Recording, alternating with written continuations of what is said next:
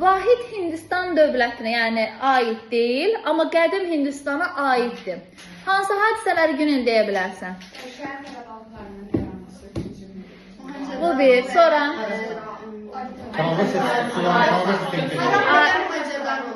Aha, Mohenjo-daro şəhərlərinin olması, ayrı tayfalarının buraya gəlməsi, əla. Neçənci minillikdə? Eradan əvvəl 2-ci minillikdə, bəli.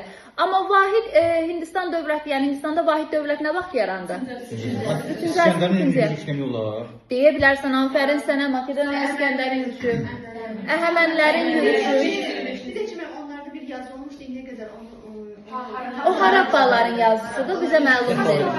Mən sual var idi ki, sualda bəs Maurya dövlətinə aiddir ki, İskəndərlə vuruşması dövlətin özünə aiddir. Yox, bunu qarışdırma.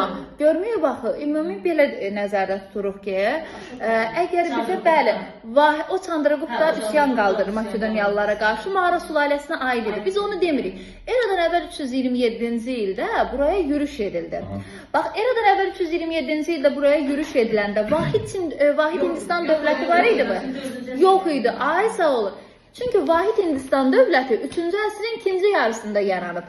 Amma 327 neçənci əsrə düşür? 4-cü əsrə. Ay sağ ol.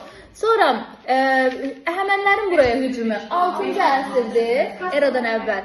Bəli, kastaların yaranması nə vaxt aiddir?